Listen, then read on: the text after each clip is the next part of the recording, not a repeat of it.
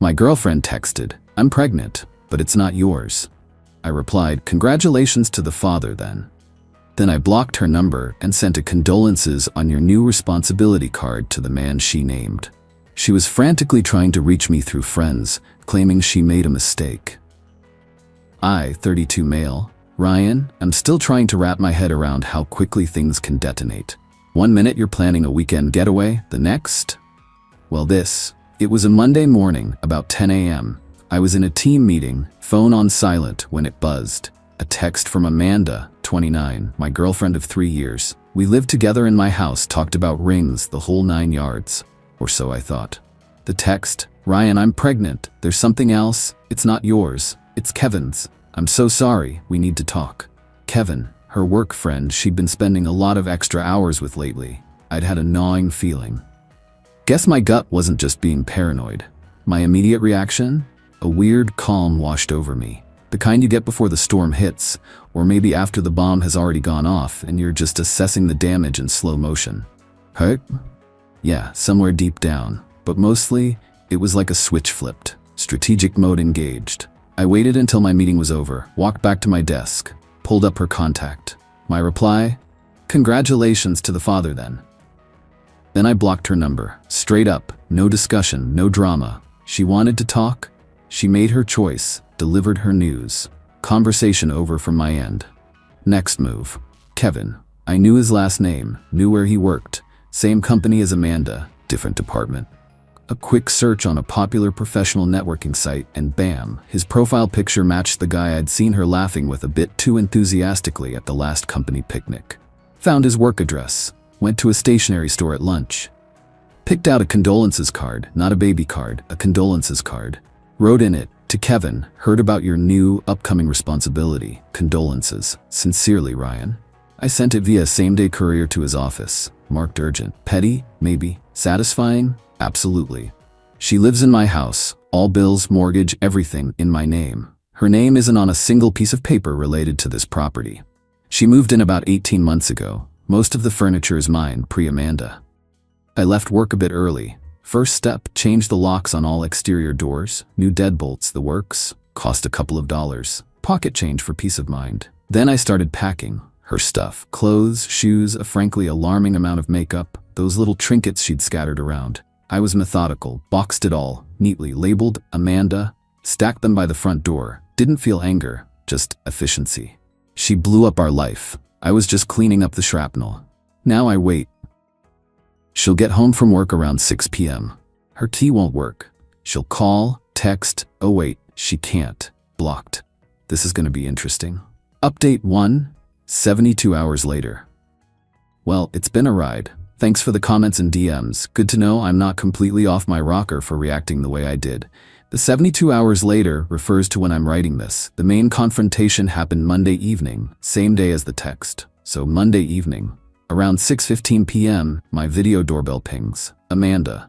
Looking confused, then annoyed, jiggling her key in the lock. She tries her phone, probably realizing she's blocked. Then the banging starts. Ryan, open the door. What the hell is going on? My key isn't working. I let her go on for a good 5 minutes. Then I open the door, just a crack. Chain still on. Amanda. Ryan, thank God. My key. It's not your key anymore, Amanda. It's not your house anymore. Amanda. What are you talking about? Don't be like this. I said I was sorry. It was a mistake. A mistake? Getting pregnant by another man is a mistake? Interesting phrasing. Your belongings are packed by the door. I suggest you arrange for someone to pick them up. Her face went pale, then red. The entitlement started to flare. You can't just kick me out. I live here. I have rights. Me. Actually, you don't. Your name isn't on the mortgage, the lease, or any utility bill. You were a guest, and your stay is over. The locks are changed. Then her phone rang. She glanced at it, a new wave of panic. Probably Kevin. Good, my card arrived. Amanda. Kevin just called me, freaking out. What did you do? His colleagues are looking at him weirdly. That courier just dropped something off an hour ago. Me. Just sent my congratulations to the happy father-to-be via courier. Seemed appropriate for an urgent matter. You're an ass, Ryan. This isn't fair. I made a mistake, okay? A huge one. I was confused. I still love you. Me. Love? Is that what you call it? Your definition is flexible. You need to arrange to get your things. Send me an email with the time. You'll have a 30-minute window. She started crying then. Real tears, or performative, who knows? Who cares? Amanda, where am I supposed to go? I have nowhere. I believe Kevin has some new responsibilities. Perhaps he can assist. Close the door. The banging continued for a bit, then she must have given up. The email started an hour later, from a new email address. First apologetic. I messed up, I know, I'm so sorry, can we please talk? Then demanding. You owe me. I decorated that house, I put time into it. She picked out a new shower curtain once, and a K-cup holder. Inspiring. Blocked the new email. Then her best friend Melissa started. Text messages. Melissa, Ryan, Amanda is a mess. You can't just throw her out on the street, she's pregnant. Her condition isn't my responsibility, Melissa. She made choices. She made a mistake. She loves you. Kevin was a moment of weakness. You guys were so good together. Apparently not good enough. Her things are ready for collection. You're being cruel. She needs your support. She needs to contact the father of her child support. My involvement is concluded. Blocked Melissa. Now her mom, Carol, has started leaving voicemails on my work phone, which I'm not answering, just letting them go to VM. Ryan, this isn't like you. Amanda is heartbroken. She's pregnant, for heaven's sake. You have to show some compassion. She needs her things, and she needs a place to stay until she figures things out. You can't be this cold. The entitlement is astounding. They all seem to think I'm just supposed to, what? Accept it? Raise another man's child because she made a mistake? The audacity. She emailed me from another new address, persistent, I'll give her that, demanding I pay for a hotel for her and give her severance for the emotional labor of our relationship. I swear, the internet has rotted some brains. Marked as spam. The boxes are still by the door. Waiting. Update 2. 1 week later. This past week has been a masterclass in escalating entitlement and attempted manipulation. Honestly, it's almost impressive if it wasn't so pathetic. So, the boxes. After a barrage of increasingly frantic emails from various new accounts, all now routed directly to spam, Amanda finally designated Melissa to pick them up. Last Wednesday, 2 p.m., I agreed. Melissa arrived, looking like she'd sucked on a lemon. No Amanda. Apparently, Amanda was too emotionally distraught to come. Right.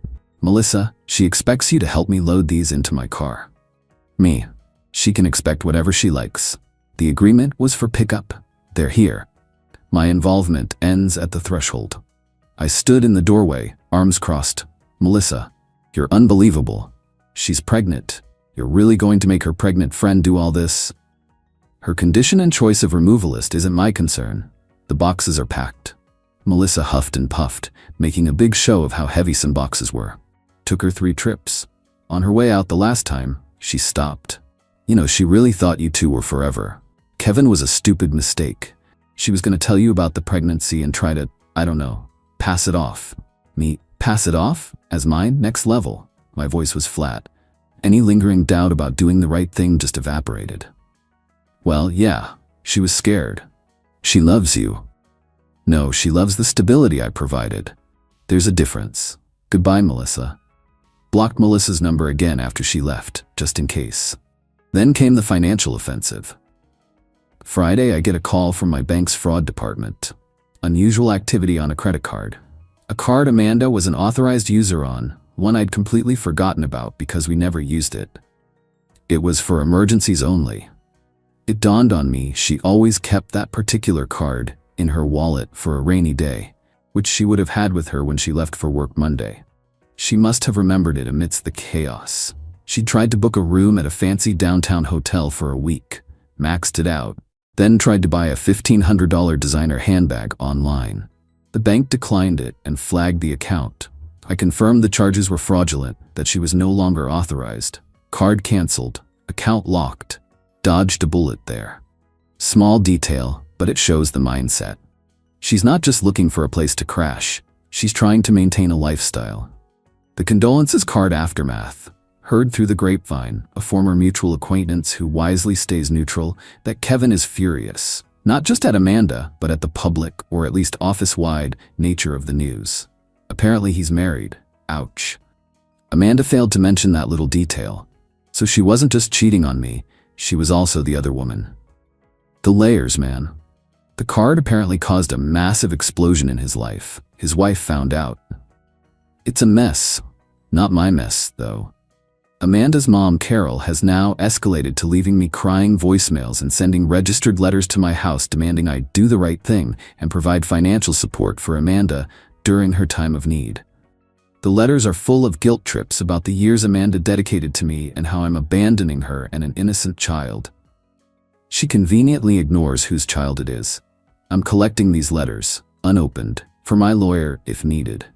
The latest dirty trick: yesterday I got a visit from 2 police officers.